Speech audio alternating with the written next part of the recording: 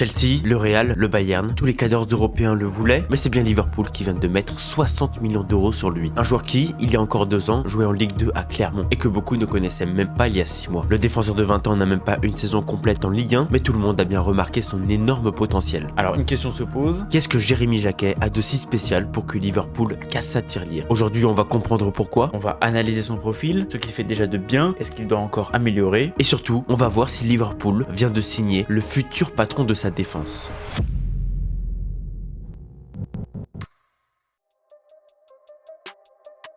Ce qui surprend le plus chez Jacquet, c'est sa capacité à faire avancer le jeu sous pression. Quand il est pressé, il a 3 manières de s'en sortir: éliminer, porter le ballon ou jouer juste. Dans ces situations où l'adversaire vient le presser, il sait utiliser son environnement pour s'en défaire et avec une tranquillité déconcertante. Et sur ça, il frappe déjà très fort. Parce que par le dribble, il est capable d'éliminer son vis-à-vis. Dans une défense à 3 avec le Stade Rennais, il a plus de liberté pour provoquer, brouiller les pistes de l'attaquant et s'appuie sur sa vitesse et sa force pour faire les différences. Et grâce à ça, aujourd'hui, il fait partie des 18% des défenseurs qui tentent et réussissent le plus de dribbles. Et forcément, pour être capable de ressortir balle au pied, il faut une bonne qualité de conduite de balle. Il utilise sa rapidité pour aller dans l'espace, faire sortir un adversaire du bloc, casser le pressing ou une ligne. Cependant, ça sera mon premier axe d'amélioration, parce que je le vois totalement capable d'effectuer ses courses progressives plus souvent, et les stats montrent qu'il le fait effectivement moins que la moyenne des autres défenseurs. Donc il peut dribbler, porter le ballon et surtout la jouer collectif. Qu'elle soit courte ou longue, le Rennais participe beaucoup à la construction. Déjà pour son âge, c'est un joueur qui n'a pas peur et qui a déjà assimilé l'esprit de faire avancer le jeu de son équipe. Il est le deuxième défenseur central qui effectue le plus de passes parmi les U21 des 5 grands championnats, juste derrière Koubarsi. Et pour Jacquet, là où c'est intéressant, c'est dans les passes progressives. Et il y a une comparaison très flatteuse qui est évidente sur ce point, c'est avec Dean Huijsen. Au même âge, il égale presque l'Espagnol avec en moyenne 8 passes progressives par match. Cette saison, il fait partie des 17% des défenseurs qui effectuent le plus de passes vers l'avant, même si forcément, par conséquent, son taux de réussite reste dans la moyenne. Et ça, c'est le deuxième axe d'amélioration que je retiens pour lui, mais ça viendra avec le temps. Comme tout jeune joueur, il doit apprendre quand prendre des risques et quand jouer la sécurité. Mais là où il se rattrape, c'est dans son jeu long. Il a une super précision au pied pour les longs ballons, c'est idéal pour casser le pressing, trouver l'espace derrière la ligne ou même aller chercher la profondeur. Avant de passer au plus important et à ce qui est le plus impressionnant chez Jacquet, si la vidéo te plaît, pense à liker et à t'abonner. Et dis-moi surtout en commentaire ce que tu penses de lui et jusqu'où tu le vois aller, ton avis m'intéresse.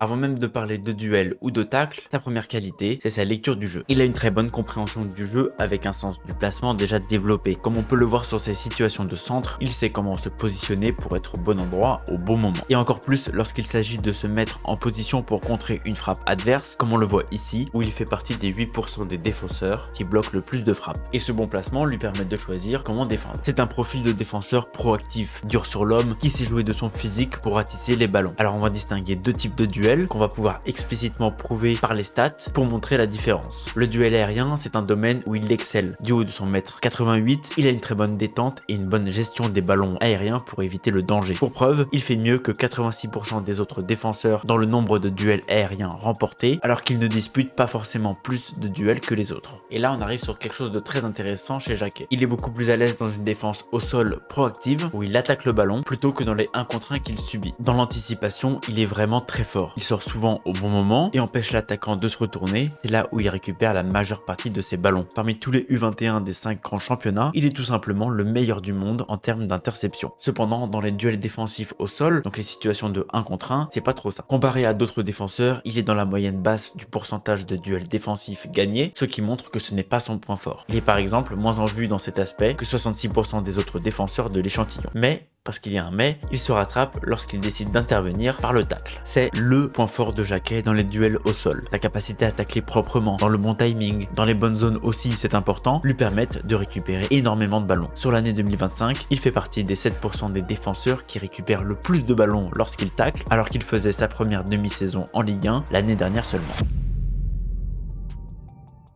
À 20 ans, Jérémy Jacquet n'est pas encore un défenseur fini, mais quand un joueur affiche déjà autant de qualité, avec des marges de progression aussi claires, la question n'est pas s'il va franchir un cap, mais jusqu'où il peut aller. Que ce soit à Rennes ou auparavant à Clermont, il est capable d'évoluer aussi bien axe droit qu'axe gauche, preuve d'une vraie adaptabilité. Physiquement, il correspond parfaitement au profil du défenseur central moderne, grand, puissant, rapide, capable d'enchaîner les courses à haute intensité et de défendre en avançant. Défensivement, son profil est lisible. Il est plus performant dans les airs qu'au sol, il remporte environ 2 tiers de ses duels aérien, mais reste encore en dessous de la moyenne dans les duels défensifs au sol. Ce n'est pas un défenseur de duel subi, mais un défenseur d'anticipation. Les comparaisons sont toujours à prendre avec des pincettes, mais on retrouve chez lui certaines similitudes avec Ibrahima Konaté dans la défense en avançant, l'impact physique et le jeu aérien. Avec ballon, certains aspects de son jeu peuvent aussi rappeler un profil comme Dean Huijsen, notamment dans sa capacité à jouer vers l'avant quand il a du temps et de l'espace. Les bases sont solides. La suite dépendra désormais de sa capacité à franchir un cap collectif et à corriger ses axes d'amélioration. Même si la saison de Liverpool n'est pas très bonne, il arrive dans un club exigeant, stable et qui arrive à exploiter le meilleur de ses joueurs. Et signer chez les Reds est selon moi l'une des meilleures décisions qu'il pouvait prendre. Jacquet a encore beaucoup à apprendre. Aux côtés de meilleurs défenseurs, dans un environnement plus exigeant, avec des matchs européens à jouer, il peut clairement changer de dimension. Parce qu'à seulement 20 ans, Jérémy Jacquet n'est déjà plus une promesse. Son avenir au très haut niveau est une trajectoire certaine, avec peut-être, au bout, une place en équipe de France.